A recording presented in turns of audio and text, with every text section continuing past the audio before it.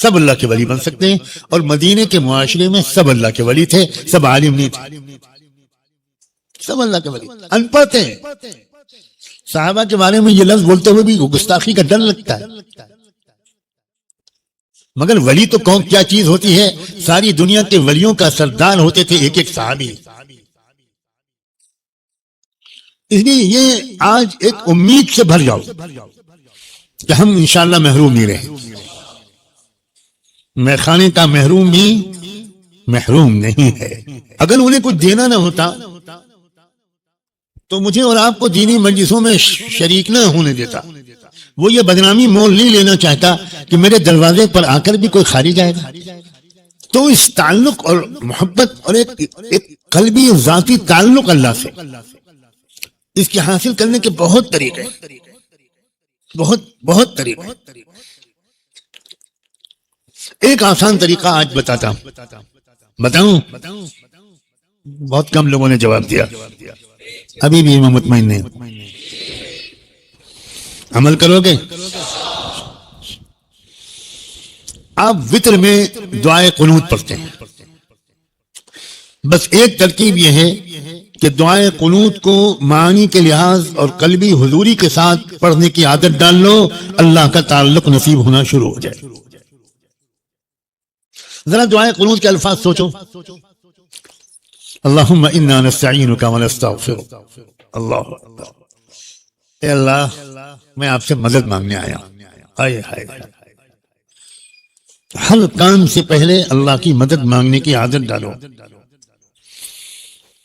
اور روز صبح کو، ایک بہت اہم بات کہہ رہا ہوں،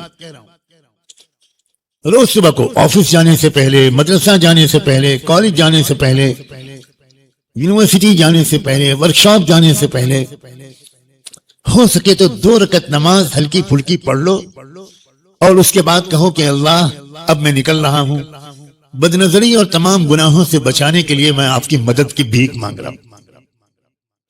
مدد مانگ کے نکلو۔ اللہ آج دکان پر آمدنی ہو جائے حلال، میری ضرورتیں پوری ہو جائیں، اس کے لیے آپ کی مدد مانگ رہا ہوں۔ اللہ آفس میں عزت کے ساتھ جاب مکمل کروں، مدد مانگ رہا ہوں۔ میں ڈاکٹر ہوں، اللہ بیمار بندے آپ کے بندے آئیں گے، شفا آپ کے ہاتھ میں، میرے ہاتھ میں نہیں ہے، اللہ سب کو شفا مل جائے، اس کے لیے مدد مانگ رہا ہوں۔ تفسیر و حدیث و فقہ کا استاد 2 رکعت نماز پڑھے اور کہے اللہ کہاں آپ کا کلام اور آپ کے حبیب کا کلام اور کہاں میں، مجھے اس کی صحیح فہم اور تشریح کی صلاحیت عطا کر دیجئے، میں مدد مانگ رہا ہوں۔ ایک طالب علم 2 رکعت نماز پڑھ کے ہی درجے میں جائے، مدرسے کا ہو یا کالج کا ہو، میرے سینے کو کھول دیجئے اللہ علم کے لیے، ہر سبجیکٹ کو میں گہرائی سے سمجھ جاؤں، یہ صلاحیت مجھے دے دیجئے، مدد مانگ رہا ہوں۔ دن کی شروعات مدد مانگنے کے ذریعے اور دن کا اختتام معافی مانگنے کے ذریعے، نستعینک ونستغفرک۔ سونے سے پہلے کتنے کامیاب ہیں وہ لوگ جو اگر 2 رکعت نماز پڑھ کے یہ دعا مانگ سکیں کہ اللہ دن جیسا گزرنا چاہیے تھا ویسا نہیں گزر سکا، کئی کمیاں رہ گئیں، کچھ غلطیاں بھی ہو گئیں، معاف کر دیجئے میرے اللہ، سونے سے پہلے مجھے معاف کر دیجئے۔ نستعینک ونستغفرک، یہ تعلق بڑھائے، صبح شام مدد مانگنا، معافی مانگنا، مدد مانگنا، معافی مانگنا۔ نماز کا سب سے آخری عمل کیا ہے؟ معافی مانگنا۔ صدیق اکبر رضی اللہ عنہ نے پوچھا کہ اللہ کے رسول جب ہم تشہد پڑھ لیں، درود شریف پڑھ لیں، تو ہم کیا دعا مانگے اللہ سے سلام پھیرنے سے پہلے؟ تو صدیق کی نماز کے لیے حضور نے کہا کہ معافی مانگا کرو، کہا کرو اللہم انی ظلمت نفسی ظلما کثیرا، اے اللہ میں ویسی نماز نہیں پڑھ سکا جیسی پڑھنی چاہیے تھی، میں نے اپنے نفس پر بہت زیادتی کر لی، معاف کرنے والا آپ کے سوا کوئی نہیں ہے، اے اللہ مجھے معاف کر دے، فاغفر لی وارحمنی۔ اللہ اکبر۔ صدیق اکبر کی نماز کے برابر حضور کو چھوڑ کر دنیا میں کسی کی نماز ہو سکتی؟ مگر سکھایا یہ گیا ہے کہ آخر میں معافی مانگنے کی عادت ڈالو. بڑا آسان نسخہ ہے. پھر کہا وَنُؤْمِنُ بِكَ وَنَتَوَكَّلُ عَلَيْكَ.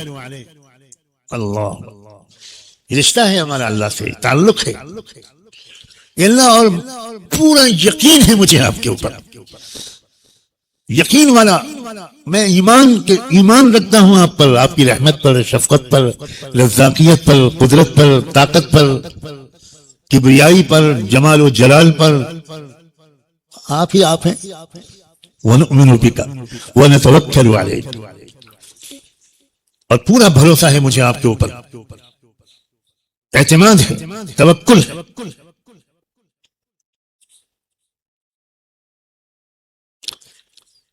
اگر واقعی روزانہ کوئی دعائیں قنوت استحضار کے ساتھ پڑھے، ہر لفظ کا مطلب سمجھ کر اس کے مطابق اس کا دل کا حال خود بخود بن رہا ہو، تو روزانہ آپ کا اللہ سے تعلق بڑھتا جائے گا بغیر کسی بڑے مجاہدے کے.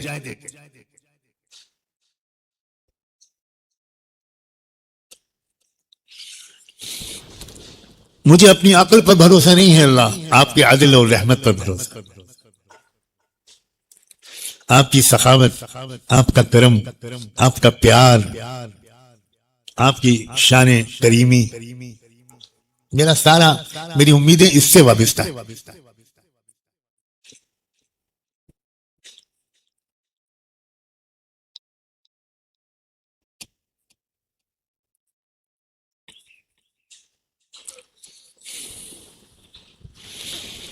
وَنُثْنِي عَلَيْكَ الْخَيْرَ.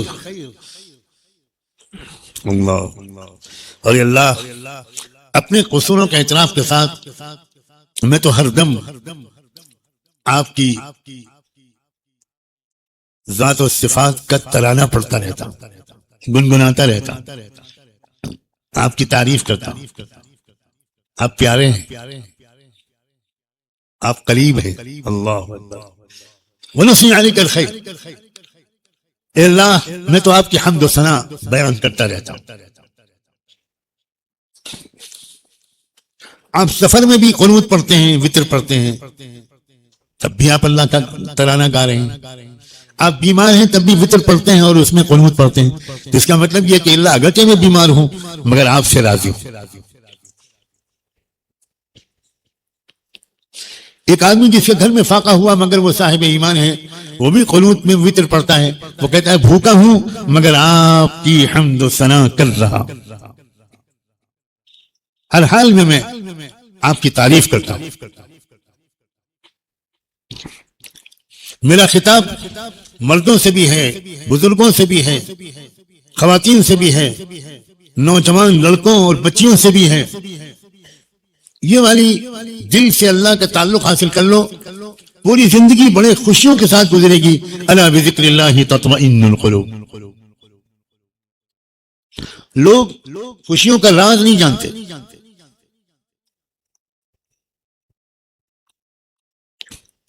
ہیپینس سینٹر کھلے ہوئے ہیں، 1.5 لاکھ روپے فیس دیجئے اور کاؤنسلنگ کرائیے کہ ہم خوش کیسے رہیں گے، اور پتہ کیجئے کہ وہ بیوی خود اس ڈاکٹر کو چھوڑ کے میکے بھاگ چکی. وہ آپ سے 1.5 لاکھ روپے کی فیس مانگ رہا ہے آپ کو الو بنانے کے لیے، آپ کو خوش کرنے کے لیے. لاہور بڑا کمال ہے. ایک نمازی اور درمیانی درجے کا مسلمان بھی جتنا خوش رہتا ہے، امریکہ کا صدر بھی خوش نہیں رہتا. موجودہ صدر کی تو بات ہی نہیں کر رہا، وہ تو پاگل خانے سے کیسے بھاگا ہے. ہمارے ملک کے وزیر اعظم سابق جواہر لال نہرو آگرہ کے پاگل خانے کے دورے پر گئے، تو وہ پاگل سب کٹہرے میں بند تھے. وہ ہر کٹہرے کے سامنے گزرتے تو اندر پاگل کہتا یہ کون ہے کون یہ؟ تو چپ چپ. دوسرا پاگل کہتا چپ، یہ پردھان منتری ہیں. تو وہ پہلا والا پاگل کہتا ہاں ہاں ٹھیک ہو جائے گا ہو جائے گا، میں جب آیا تھا تب میں بھی یہی کہتا تھا، ہو جائے گا ٹھیک ہو جائے گا. سمجھے؟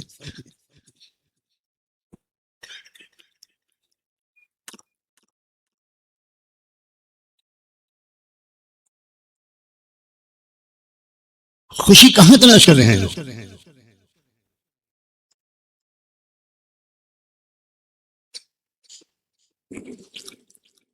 خوشی واللہ العظیم جتنا بندہ اپنے اللہ سے قریب ہوگا اور اس کے دل میں اللہ کی یاد اور محبت ہوگی، تعلق ہوگا، اپنائیت ہوگی، اتنا ہی وہ بندہ خوش ہوگا، چاہے وہ غریب ہو، چاہے وہ نابینا ہو، چاہے وہ معذور ہو، چاہے وہ گونگا بہرا ہو، خوش ہوگا۔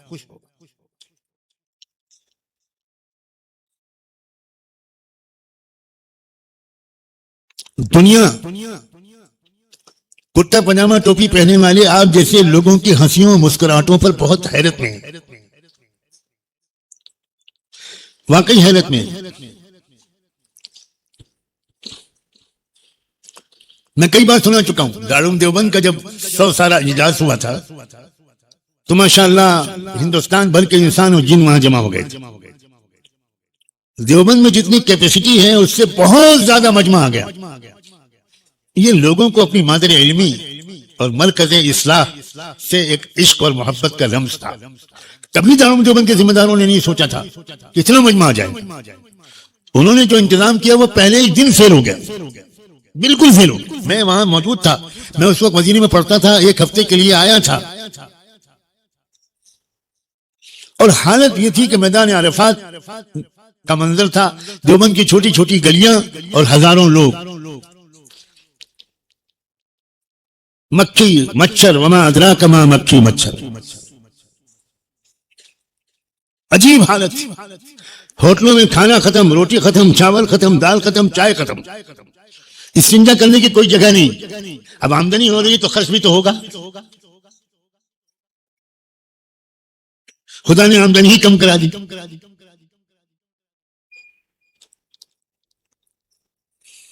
عجیب منظر تھا، بیٹھنے کی جگہ نہیں، آرام کرنا چھوڑو۔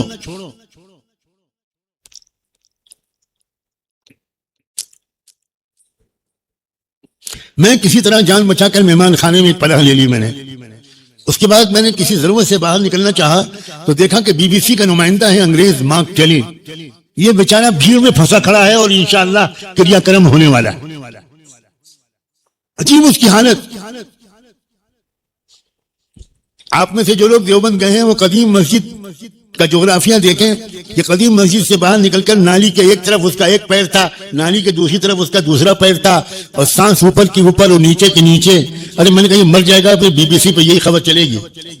میں بھیڑ کو چھانٹتا ہوا اندر گیا اور مارک ٹیلی کو، کیونکہ میں پہچانتا تھا، اس نے میرا انٹرویو لیا تھا، تو میں نے اس کو لے کر مہمان خانے میں آ گیا۔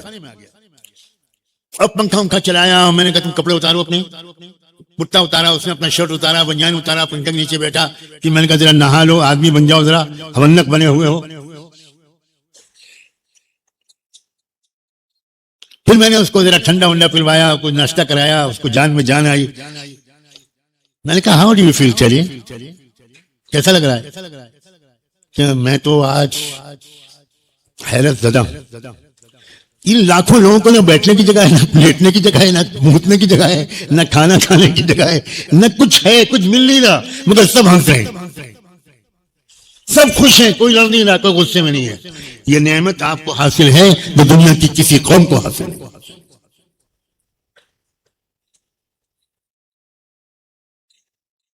کبھی تبلیغی اجتماع میں کسی کو ناراض دیکھا ہے؟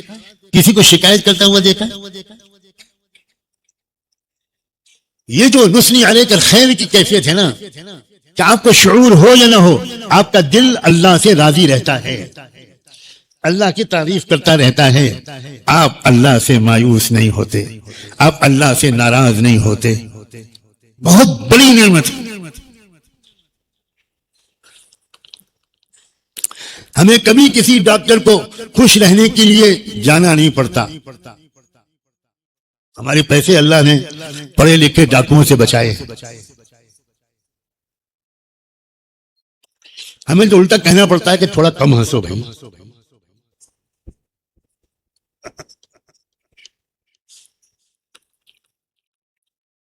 یہ تھوڑا سا تعلق جو ہمیں آپ کو ہے نا، تھوڑا سا تو ہے، اس کا انکار تو انشاءاللہ ہم میں سے کوئی نہیں کرے گا، ہماری زبان سے نکلتا ہے انشاءاللہ، ماشاءاللہ، الحمدللہ، سبحان اللہ۔ یہ کیا ہے؟ یہ بغیر تعلق کا نہیں نکلتا. ہم سے زیادہ خوش نصیب قوم دنیا میں نہ تھی نہ ہے. خیر امت وَنَشْكُرُكَ وَلَا نَكْفُرُكَ. اللہ اکبر. اے اللہ ہم آپ کی ناشکری کبھی نہیں کریں گے، ہم آپ کے شکر گزار بندے ہیں. شکر گزار، ہر لقمے پر شکر، پانی پر شکر، دسترخوان پر شکر، بستر پر شکر. شکر کی کیفیت دل کو ایک عجیب فرحت بخشتی ہے. اس لیے عزیزوں شکر کی عادت بڑھاؤ. ایک بزرگ تھے جن کا عجب حال تھا شکر کے لحاظ سے.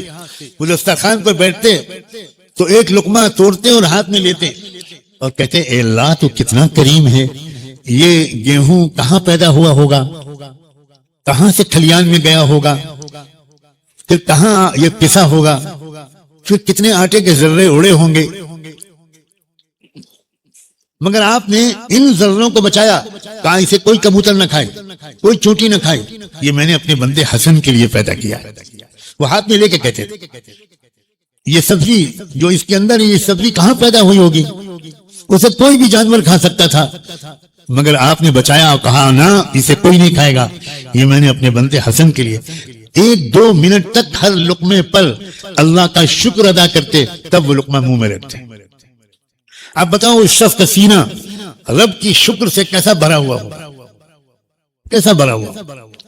ہم لوگ کتنی نعمتیں استعمال کرتے ہیں مگر اکثر پر شکر ادا کرنا یاد نہیں رہتا. آج ارادہ بھی کریں اور دعا بھی مانگیں، ہر نعمت پر کوشش کریں گے کہ شکر ادا کریں. ایک نعمت اور یاد دلاؤں، غیر شادی شدہ بچے تو نہ سنیں اس کو، کان میں انگلی ڈال لیں. جب اپنی بیوی کو دیکھو تو شکر ادا کرو. تم تو سن رہے، چلو آئندہ کے لیے رکھ لو. یہ بڈھے جو شادی شدہ ہیں یہ گھر میں منہ پھلا کر کیوں داخل ہوتے ہیں؟ ڈانٹ باہر کھائی پولیس والے کی اور بدلہ لیں گے ملنے کی امت سے. شکر ادا کرو کہ اللہ نے مجھے اتنی اچھی بیوی عطا کی. محبتیں بڑھیں گی، خوشیاں بڑھیں گی، تندرستی پر اثر پڑے گا، بیماریاں دور ہوں گی، روزی میں برکت آئے گی، قلب میں اطمینان آئے گا، اور دوسروں کے بیویوں پر نگاہ پڑنا بند ہو جائے گا. ٹھیک ہے نا؟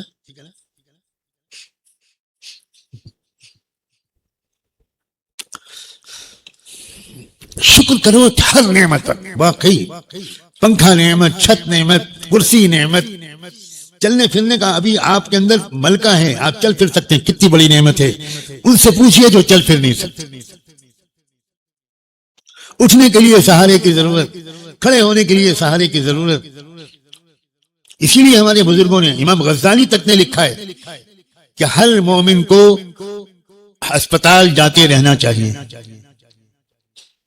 ہر مومن کو قبرستان جاتے رہنا چاہیے. آپ اسپتال جاؤ گے، کسی کے پیشاب کی نلکی لگی ہوئی ہے، کسی کا آکسیجن لگا ہوا ہے، کسی کی سانس سما نہیں رہی ہے، کسی کا آپریشن ہو رہا ہے، کسی کا ہاتھ پیر ٹوٹا پڑا ہے، فریکچر ہو گیا ہے، دل سے شکر نکلے گا. الحمدللہ الذی عافانی مما ابتلاہ بہ وفضلنی علی کثیر ممن خلق تفضیلا ونشکرک ولا نکفرک.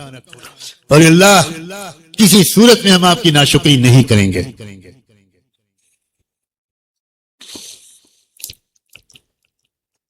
حضرت رابعہ بصریہ سڑک پر سے گزر رہی تھی، کہیں تشریف لے جا رہی تھی. سڑک کے دوسری طرف ایک نوجوان ماتھے پہ پٹی باندھے کراہتا ہوا جا رہا تھا. حضرت رابعہ بصریہ نے اشارے سے اس نوجوان کو بلایا، کہا بیٹا کیا بات ہے؟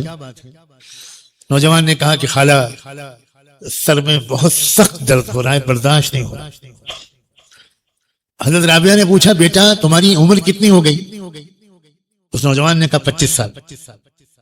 حضرت رابعہ نے پوچھا کہ 25 سال میں اس سے پہلے بھی کبھی درد ہوا تھا؟ تو ان کا نہیں، یہ پہلی بار ہو رہا ہے. رابعہ نے کہا بیٹا 25 سال میں تم نے کبھی شکر کی پٹی باندھی تھی؟ آج شکایت کی پٹی باندھ کر میرے رب کو بدنام کرتے پھر رہے۔ واقعی ہم کو نعمتوں کا احساس نہیں ہوتا، تکلیفوں کا احساس بہت ہوتا ہے۔ اس لیے نعمتوں کا احساس پیدا کریں اپنے اندر، عادت ڈالیں۔ گھر میں شوہر بیوی ایک دوسرے سے کہیں تم مجھے یاد دلا دیا کرو، میں تمہیں یاد دلا دیا۔ اس سے زیادہ آسان طریقہ کوئی نہیں۔ بچے کہیں ابو ہمیں یاد دلا دیا کیجئے، ہم بھول جاتے ہیں۔ وَنَشْكُرُكَ وَلَا نَكْفُرُكَ وَنَخْلَعُ وَنَتْرُكُ مَن يَفْجُرُكَ۔ اللہ اکبر، اللہ آپ کی نافرمانی جو کرتا ہے میں اس سے قطع تعلق کرتا ہوں، میں بے وفا بندہ نہیں بننا چاہتا۔ بہت بڑی بات ہے۔ میری دوستی اسی سے ہوگی جس کی دوستی آپ سے ہو۔ وَنَخْلَعُ وَنَتْرُكُ مَن يَفْجُرُكَ۔ انسان خاص طور پر نوجوان، اسے کسی دوست کی ضرورت ہوتی ہے، یہ میں مانتا ہوں۔ میں نہیں کہتا اپنے نوجوانوں سے کہ بالکل دوستی مت کرو، یہ نہیں کہتا، لیکن دوست بہت چن کر اپنا کسی کو دوست بناؤ جس کو دیکھ لو کہ یہ گناہوں سے بچتا ہے، پابندی سے نماز پڑھتا ہے، استاذوں کا ادب کرتا ہے، علم میں آگے ہے، اوقات ضائع نہیں کرتا۔ اس سے تھوڑی بہت دوستی ہو جائے تو انشاءاللہ تسکین بھی ہوگی اور نقصان بھی نہیں پہنچے۔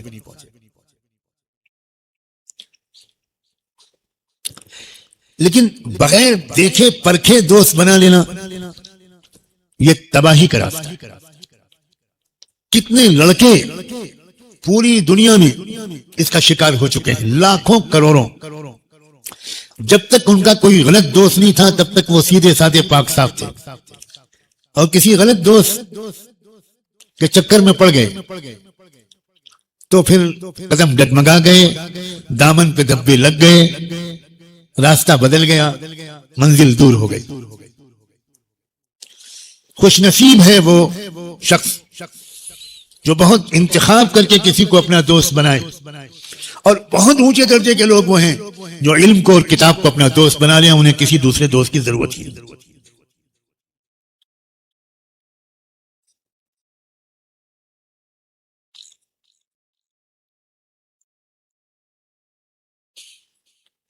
وَإِلَيْكَ نَسْعَى وَنَحْفِدْ۔ اللہ میری جد و جہد، میری دوڑ، میری تلاش، میری جستجو، میری کوشش، میری محنت آپ کو پا لینے کی ہے۔ آپ میری منزل، آپ میرا مقصود، آپ میری تمنا، میں آپ کو ڈھونڈ رہا ہوں، آپ ہی کی طرف، بس میرا سفر آپ کی طرف ہے۔ اللہ یہ ہمارے دل کا حال بنا دے۔ یہ ہے توحید، یہ توحید کی حقیقت ہے۔ توحید کی حقیقت یہ نہیں ہے کہ آپ بت پرستی نہ کریں۔ بت وہ بھی ہوتے ہیں جو سامنے نظر آتے ہیں، اور بت وہ بھی ہوتے ہیں جو دل میں چھپے ہوتے ہیں۔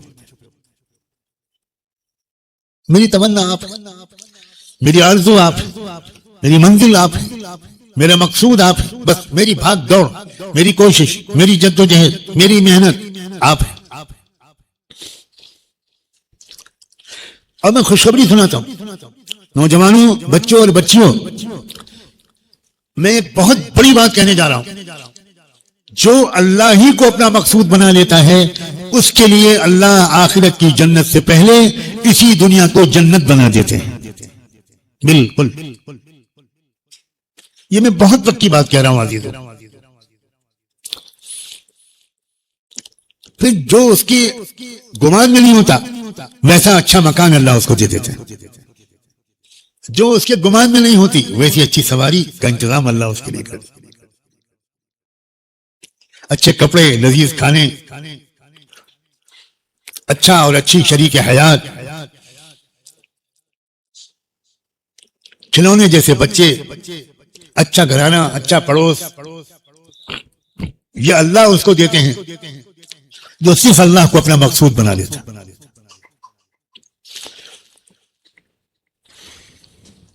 ظاہری اعمال سے اوپر اٹھ کر اللہ سے کچھ اور آگے کا تعلق آج کچھ سمجھ میں آ رہا ہے؟ کیوں بھائی؟ میں پھر کہہ رہا ہوں، اپنے ظاہری اعمال کو حقیر اور بے فائدہ مت سمجھنا.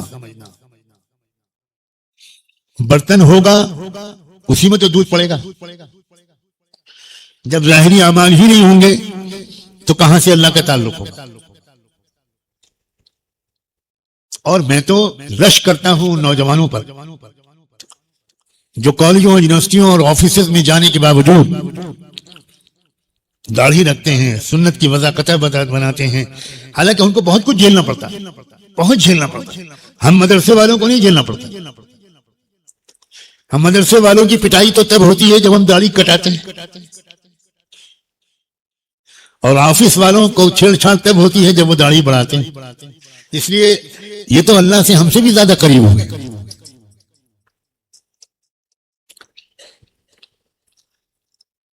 واقعی مدرسے والوں کو ان مشکلات کا اندازہ نہیں ہو سکتا جن مشکلات کو ہمارے پروفیشنل نوجوان لڑکے، اسٹوڈنٹس، لڑکے اور لڑکیاں جو برقع اڑتی ہیں، حجاب کرتی ہیں، پردہ کرتی ہیں، انہیں جو کچھ جھیلنا پڑ رہا ہے.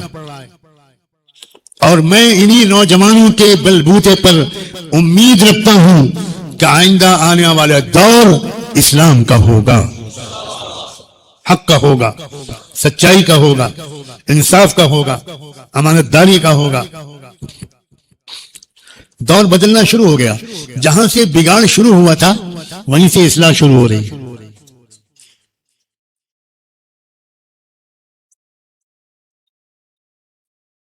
لوٹیاں ڈوب رہی ہے. نہیں سمجھے؟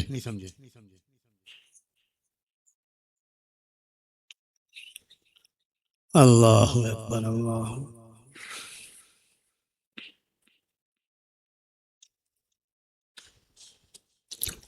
ایک نئی نسل میرے خیال میں تیار ہونا شروع ہو گئی ہے آئندہ دنیا کی قیادت سنبھالنے کے لیے. کیوں بھائی؟ کون سمجھ رہا ہے میری اس بات کو؟ ہاتھ اٹھائے. آپ تو تیار کر رہے ہو نئی نسل. خوش نصیب لوگ ہیں ہمارے.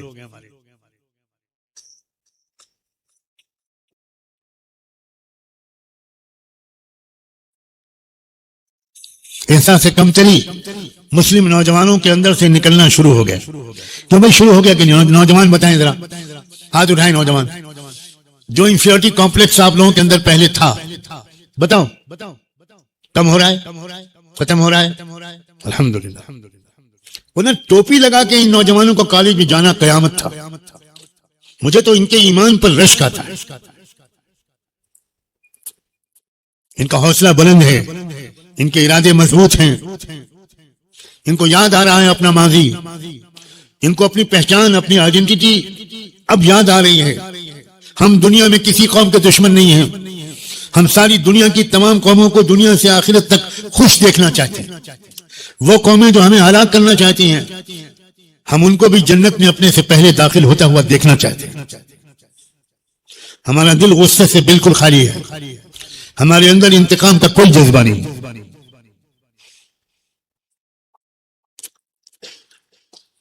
میں نوجوانوں سے اپیل کرتا ہوں، جس فیلڈ میں تم ہو اس میں ایکسیلنٹ کامیابی حاصل کرو. اگر سائنس کی فیلڈ میں ہو تو بہترین سائنٹسٹ بنو. میڈیکل فیلڈ میں ہو تو بہترین ڈاکٹر بنو. فزکس، کیمسٹری، بایولوجی میں ہو تو اس میں آگے بڑھو، ایکسیلنس حاصل کرو. اور ہسٹری پڑھ رہے ہو تو ہسٹری کے ساتھ فلسفی آف ہسٹری پڑھو. خالی ہسٹری پڑھنے سے کوئی فائدہ نہیں. برطانیہ کا زوال ہوا جنگ عظیم میں، یہ معلوم ہونے سے کوئی فائدہ نہیں ہوگا. برطانیہ کا زوال کیوں ہوا یہ پڑھنے سے فائدہ ہوگا. مسلمانوں کا زوال کیوں ہوا؟ مسلمانوں کا زوال خلافت عثمانیہ کے وقت، زوال کے وقت سے ہوا، یہ پڑھنا کافی نہیں ہے. خلافت عثمانیہ کیوں کمزور پڑی؟ اسپین ہم سے کیوں چھینا گیا؟ اندلس کی حکومت ہم سے کیوں چھینی گئی؟ اسپین کے علوم یورپ کیسے منتقل ہو گئے؟ یہ پڑھو.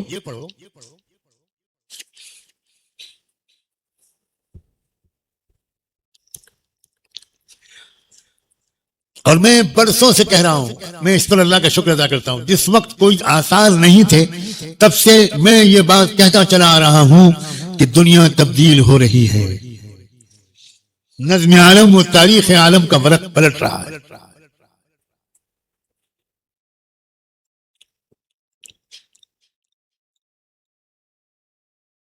اب قیادت، یہ جملہ نقش کل حجر بنا لو، پتھر کی لکیر۔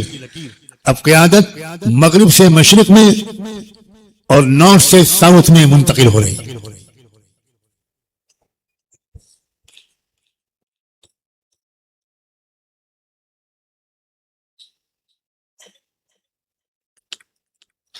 اور اس قیادت کے لیے ہمیں رہنما چاہیے، ویژنری قسم کے علماء دعا کی درخواست کرتے ہوئے دیکھا ہے۔ آپ سب نیا حوصلہ، نئی امید، نیا ارادہ، اور اللہ یہاں چلنے والے ادارے کے ہر طالب علم کو میرے اللہ اپنا ولی بنا، اپنا ولی بنا۔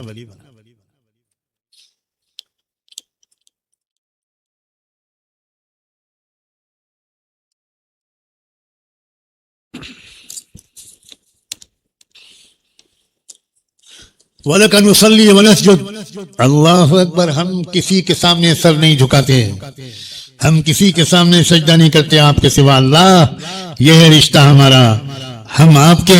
حدیث میں کیا آتا ہے جب امام یا نماز پڑھنے والا کہتا ہے الحمدللہ رب العالمین، تو اللہ تعالیٰ خوش ہو کر کہتا ہے حمیدنی ربی، میرے بالرحیم مالک یوم الدین۔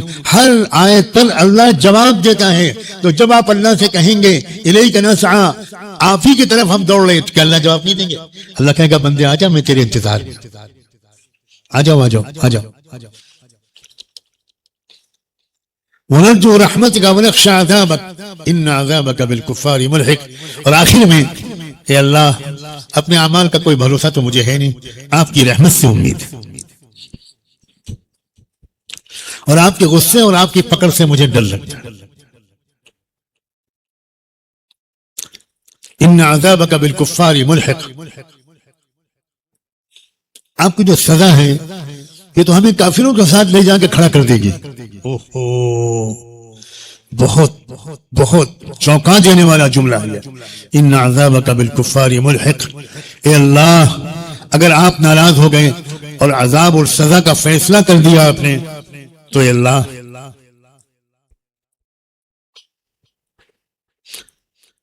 ہمارے اور کافروں کے درمیان تو کوئی فرق ہی نہیں رہ جائے گا، ہم کو آپ انہی کے ساتھ کھڑا کر دیں گے۔